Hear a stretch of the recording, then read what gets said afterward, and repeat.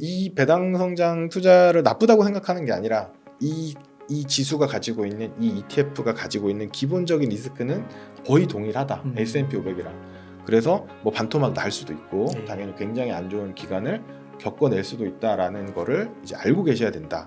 이것도 똑같은 리스크를 갖고 있다. 미국 시장에 거의 몰빵한 거랑 비슷한 리스크를 갖고 있다는 것만 이제 알고 계시면 될 것 같아요. 그 요즘에 좀 핫한 ETF로 네. 여쭤보고 싶은데 그 아이의 계좌에서 그 요즘에 혹시 미국 배당 다우존스라고 솔 네네네. 그게 1위라고 하더라고요. 아, 네, 모금액 맞습니다. 1위. 근데 네. 그게 너무 잘 나가서 그런가 막 타이거에서도 네네. 되고 맞습니다. 에이스는 막 수수료 낮추고 막 네네네. 경쟁이 엄청 심한데 네네. 그거 좀 그 미국 배당 다우존스 네. 그걸 좀 모아가는 건 어떻게 아, 생각하세요? 네네. 굉장히 그 인기가 많더라고요. 그래서 네. 제 유튜브 채널에서도 어, 분석해서 좀 다뤘었는데 네. 간단히 좀 말씀을 드려보면 일단 이 뭐 한국형 SCHD라고 많이 부르더라고요. 그 맞아요. 미국의 SCHD라는 ETF가 있고 그 ETF가 추종하는 지수를 동일하게 추종하는 상품을 우리나라에서 이제 상장을 한 거예요. 소울 미국 배당 다우존스가 뭐 굉장히 많은 자금을 모아서 상도 받고 막 그랬더라고요. 상도 받고 그랬고 인기가 굉장히 많은데 그 인기 때문인지 6월 20일 날 타이거에서도 이제 같은 상품이 나왔어요. 맞아요. 같은 상품이 나오면서 기존 소울에서 나온 상품의 보수가 0.05%였는데 타이거에서 0.03%로 나왔죠. 0.03%로 나오니까 솔에서 바로 수수료를 0.03%로 낮췄어요. 어. 그래서 경쟁이 지금 수수료 경쟁이 엄청나게 하고 있고 거기에다가 이제 이 시리즈 중에 가장 먼저 나온 게 에이스거든요. 에이스. 에이스 ETF가 상품명을 미국 배당 다우존스로 바꿨어요. 그래서 이제 경쟁을 같이 하고 있고 거기에다가 수수료를 0.01%로 오. 낮췄어요. 네, 엄청나게 낮춘 거고 네. 수수료 0.01%면 네. 자산운용사가 가져가는 게 거의 없어요. 아. 왜냐하면 수탁사랑 뭐 이런 사무관리 수수료들이 나가거든요. 근데 그걸 빼고 나면 운용사가 거의 가져가는 게 없는 출혈 경쟁이 아닐까. 어쨌건 투자자 입장에서 굉장히 좋은데 그래서 이렇게 경쟁을 많이 하고 있고 굉장히 인기가 많다라는 이제 얘기를 많이 들어가지고 분석을 해봤는데 네. 여기 이제 배당 성장 이 ETF들의 사람들이 좋아하는 이유가 뭐냐면 배당금이 계속 커져요. 그래서 배당이 성장하는 네. 배당금이 성장하는 ETF라서 이제 굉장히 좋아하시는 것 같은데 기본적으로 배당률 자체는 비슷해요. 네. 3에서 4% 정도의 배당금을 계속 주거든요. 네. 그런데 기본적인 자산 가격, 주가가 쭉 올라가니까 배당금이 따라서 그냥 늘어가는 거예요. 그런데 이 관점에서 보면 S&P 500 ETF도 배당 성장이에요. 네. 굉장히 황당한 얘기라고 할 수 있는데 배당금이 계속 성장하는 건 똑같아요. 제가 이제 분석을 해봤거든요. 다만 배당 성장 같은 경우에는 배당을 더 많이 주는 회사들을 좀 더 많이 넣었다. 그리고 S&P는 그냥 기존의 시가총액 500이 기준으로 넣었다는 차이가 있고 배당 성장 같은 경우에는 배당률 자체가 3에서 4%대고 S&P 500 같은 경우에는 그냥 2%대예요. 그러면 배당을 더 많이 주니까 이게 더 좋은 거 아니야? 라고 질문을 하실 수 있는데 결국 궁극적인 수익이란 건 배당 수익과 자본 수익 두 가지가 합쳐져요. 자본 수익은 가격이 올라가서 언젠가 매도를 할 때 생기는 네. 수익이거든요. 그러면 S&P 500은 배당을 2% 줬으면 얘보다 적잖아요. 그럼 나머지는 당연히 재투자된 거라고 보시는 게 맞고요. 네. 결국은 배당 수익이랑 자본 수익을 합친 수익을 보면 S&P 500이나 배당 성장이나 거의 똑같아요. 그리고 최근 10 몇 년간의 데이터를 보면 S&P 500이 조금 더 높아요. 수익률은. 그래요. 네. 배당하고 자본 수익 더했을 때. 네, 더했을 때. 그래서 충수익 관점에서는 S&P 500이 조금 더 높고 뭐 기간마다 좀 다르긴 해요. 다만 배당 성장하고 S&P 500을 두 개를 차트를 똑같이 나란히 그려놓고 보면 어떤 차이가 있냐면 배당 성장이 좀 더 안정적이라고 하는데 실제로는 변동성이랑 최대 낙폭 거의 똑같아요. 네, 거의 똑같고 이제 단지 차이 나는 게 언제냐면 2020년, 21년에 미국 기술주들이 엄청나게 올랐잖아요. S&P도 많이 올랐어요. 그 반대급부로 22년에 많이 빠졌는데 배당 성장 같은 경우에는 그런 기술주가 별로 없어요. 그래서 덜 올랐고 덜 빠졌을 뿐이에요. 그래서 이제 사람들이 보기에는 안정적이다라고 이제 인식할 수 있는데 실제 데이터로 검증을 해보면 변동성, 최대 낙폭 이런 거는 둘 다 비슷합니다. 그리고 또 한 번 비슷한 시기가 2000년 IT 버블 때 그때도 마찬가지로 배당 성장은 많이 안 올랐고 많이 안 빠졌어요. S&P 500은 많이 올랐다 많이 빠진 거. 네. 나머지 기간은 그래프 정말 똑같이 움직여요. 그래서 큰 차이는 없어요. 그래서 그리고 월 배당이라는 걸 사람들이 굉장히 좋아하시는데 월 배당을 해준다고 한들 매달 배당을 찾았을 게 아니잖아요. 그리고 자녀 계좌 같은 경우에는 그냥 쌓이는 거잖아요. 맞아요. 그렇기 때문에 거꾸로 말해서 자녀 계좌에 배당 성장을 계속 모아가게 되면 그냥 미국 주식에 몰빵하는 거랑 똑같아요. 그죠? 그래서 미국 주식이 빠지는 구간에는 안 좋을 수밖에 없어요. 그 배당 성장 데이터를 분석한 것도 있는데 2000년 초반에 같은 경우에는 배당 성장이 한국이나 중국보다 훨씬 낮은 성과를 보이기도 해요. 그렇기 때문에 배당 성장을 모아간다는 건 미국 주식에 올인한 거다라고 보시면 될 것 같아요. 그리고 변동성도 그대로고 뭐 리스크도 그대로다. 그리고 또 하나가 GEP라는 게 있어요. GEIP라는 게 있는데 배당 성장에 커버드 콜이라는 전략을 섞어서 배당 성장보다 좀 더 안전하게 만들었다고 해요. 그래서 이것도 질문이 오셔가지고 제가 분석해서 영상을 올려드린 건데 GEP도 분석을 해보면 배당 성장이랑 별 차이가 없습니다. 똑같이 위험해요. 똑같이 변동하고 조금 낮아질 뿐인데 그래서 위험성은 똑같다. 그래서 자녀 계좌에 이걸 모아가겠다라고 했을 때 뭐 20년 30년 모아가면 굉장히 뭐 좋은 성과를 낼 것 같긴 해요. 다만 자녀가 이 돈을 찾았을 때 언젠가는 찾았을 수 있잖아요. 그때 미국 시장이 안 좋으면 어떻게 되는 거야? 미국 시장이 반토막 나면 배당 성장도 반토막 날 수밖에 없어요. 주식의 성격이 다르니까 좀 덜 빠질 수는 있겠지만 마찬가지로 빠지거든요. 40% 빠지겠죠. 그럼 빠진 상태에서 돈을 찾아야 되는 리스크를 갖고 있어요. 그러면 이런 얘기 하시는 분도 있어요. 아니 나는 2008년 금융위기나 2022년처럼 주가 빠졌을 때 나 돈 안 찾지 라고 하실 수 있는데 이게 사정이 어떻게 될지 모르잖아요. 그리고 또 하나 재밌는 게 주가가 쭉 올라갈 때 찾아야 되거든요. 근데 주가가 올라갈 때 또 못 찾아요. 왜냐면 계속 올라가고 있는데 어떻게 돈을 찾겠어요.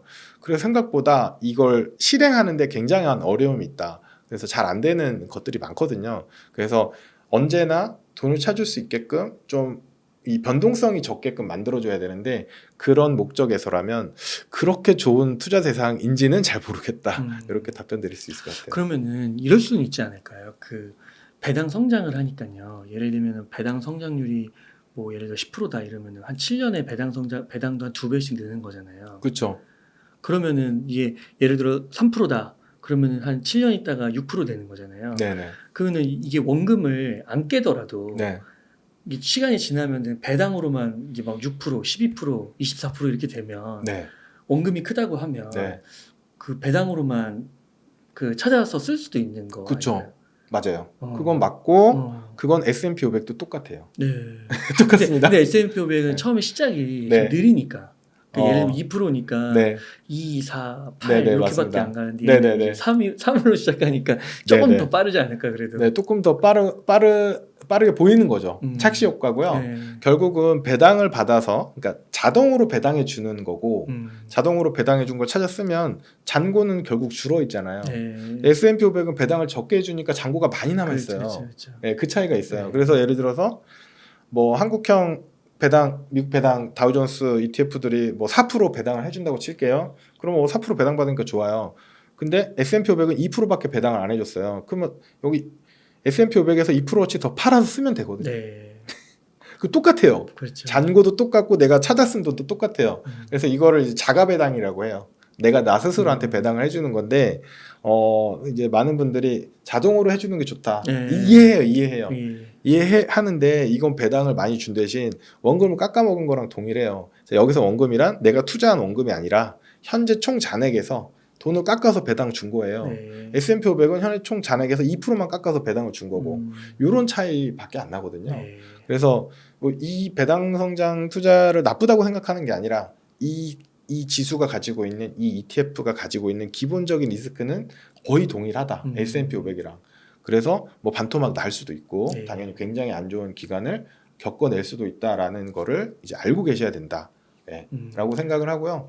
물론 이제 배당이 성장해주는 모습들 그리고 미국에 있는 SCHD ETF가 2011년 정도에 상장을 했어요. 네. 미국 시장이 너무 좋은 시기에 그래서 이 ETF가 그냥 쭉 올랐어요. 그 배당금도 계속 쭉 올랐어요. 보기에 너무 좋은 거예요. 증명이 돼버렸으니까. 그러니까요. 근데 이 ETF가 만약에 2000년에 상장을 했다면 사람들이 이렇게까지 열광하지는 않을 것 같아요. 그런데 어쨌거나 그런 심리적인 부분도 없지 않기 때문에 뭐 그렇게 모아가시는 걸 저는 반대하진 않은데 단 하나, 이것도 똑같은 리스크를 갖고 있다. 미국 시장에 거의 몰빵한 거랑 비슷한 리스크를 갖고 있다는 것만 이제 알고 계시면 될 것 같아요. 그러니까 S&P 500이랑 거의 비슷한데 원금을 잘라서 주는 거 그렇게 생각하셔야 되고, 그러니까 원금을 생각하지 않고 자동으로 나는 배당을 그래도 충분히 좀 받고 싶다, 그런 사람들, 조금 더 많이 받고 싶다는 사람들은 이쪽으로 가면 되는 거고. 그냥 자가 배당을 하시면 될 것 같아요. 자가 스스로 벌어 쓰시면 되지. 쓰시는 것도 이 그렇게. 변동성, 그러니까 주식의 변동성을 동일하게 가지고 있고 드로우다운도 마찬가지예요. 드로우다운도 굉장히 높아요. 네. 이 변동성과 이 리스크를 감당하면서 해야 되나라는 거에 대해서는 저는 약간 퀘스천 마크고, 근데 만약에 하시는 분들 나 그거 리스크 알고 있어 라고 하시면 문제가 없죠. 네. 네, 그거는 문제가 없을 것 같아요. 그러니까 이거 미국 배당 다운존스는 만약에 투자하신다고 하면 연금저축 계좌로 모아가면 되게 좋겠네요. 월마다 나오는데. 맞아요. 왜냐하면 이거 일반 계좌에서 하게 되면 그러니까. 배당금이 계속 커지잖아요. 배당금은 15.4% 과세돼요. 그러니까. 네, 그리고 2천만 원이 넘어가면 금융소득 종합과세 대상이 되거든요. 네. 그러면 굉장히 세금이 많아지잖아요. 그렇죠. 그러니까 연금 계좌에 넣어가지고 연금 계좌에서 굴리고 거기서 배당이 나오는 것들을 보면서 인출을 해서 쓰는 방식으로 접근하는 게 세금도 절약할 수 있는 방법이 되겠죠. 네. 아이는 ISK 계좌 못 만드는. 맞습니다. 네. ISA 계좌는 이제 그 아이들은 못 만들기 때문에 그거는 이제 부모가 만들어서 뭐 아이 용돈을 거기서 굴릴 수는 있겠죠. 네, 네. 그런 방식으로. 그래서 몰빵은 별로 비추. 네. 그래도 굳이 한다면은 이제 자산 배분하고 미국 주식, 한국 주식 그 배분 네, 비율 안에서 적당히 네, 네. 모아가라. 네, 네, 네. 네. 그리고 그렇게 하면서 또 경험하다 보면은 또 이제 바뀌는 거니까 직접 경험하면 진짜 바뀌겠죠. 맞습니다. 그러니까 그런 거예요. 이게 옳은지 저게 옳은지 좀 애매하면 계좌를 나눠서 운용을 하시는 것도 네. 방법이세요. 그래서 또 이제 겪으면 또 달라지는 거니까. 네, 감사합니다. 그러면요, 작가님 오늘도 인사이트 감사드리고 혹시 끝으로 뭐 하고 싶으신 말씀이나 강조하고 싶으신 말씀 있으실까요? 네. 이제 저도 아이 둘을 키우고 있고 네. 아이들 용돈 세뱃돈 받은 거를 제가 모아서 같이 굴리고 있어요. 저도 당연히 뭐 십수년 전에는 지금만큼의 이제 금융 지식이 있진 않았고, 그때는 뭐 저도 투자 실수를 많이 하기도 했고 점차 공부를 하면서 지금은 이렇게 투자 전문가로 활동을 하고 있는데 마찬가지죠. 그 부모님들도 투자 전문가가 아니잖아요. 근데 그렇다고 해서 아이 돈을 아무데나 맡기거나 그냥 관리를 안 하시면 안 돼요. 조금만 신경 써서 관리해 주시면 굉장히 큰 목돈이 되거든요. 그래서 이 책에서 유대인들의 그런 투자법, 그리고 유대인들이 자녀 돈을 어떻게 관리해 주는지 이런 얘기들을 힌트로 삼은 이유가 뭐냐면 그 유대인 부모들도 투자 전문가가 아니에요. 네. 다만 관습적인 거, 문화적인 것 때문에 그 아이들이 성인식을 할 때 모인 돈을 가지고 운용을 해줬다라는 것들을 이제 힌트로 삼았는데 충분히 우리 부모님들도 할 수 있습니다. 저도 뭐 당연히 하고 있고, 그래서 아이들 세뱃돈 용돈을 모아서 한번 굴려줘 보세요. 10만 원, 20만 원도 괜찮거든요. 그래서 그게 2년, 3년, 그럼 아이가 초등학교 들어갈 때 얼마가 될 것인지 한번 체크해 보시고 그때 가서 아이랑 그런 얘기 해보고, 중학교 갈 때, 고등학교 갈 때, 그리고 아까 제 사례처럼 아이가 뭐 굉장히 비싼 핸드폰을 바꿔달라고 했을 때 그러면 너 돈에서 찾아서 쓴다라고 할 수 있죠. 왜냐하면 수익금이 수백만 원이 났으면 뭐 그 정도는 써서 할 수도 있으니까 그런 관점에서 접근해 주시면 좋을 것 같습니다. 네, 감사합니다. 이렇게 해서 내 아이를 위한 마법의 돈 굴리기의 저자이신 김성일 작가님을 모시고 이야기를 나눠봤습니다. 긴 시간 동안 유카인 사이트 많이 나눠주셔서 감사의 말씀드립니다. 오늘 고생 많으셨습니다. 감사합니다.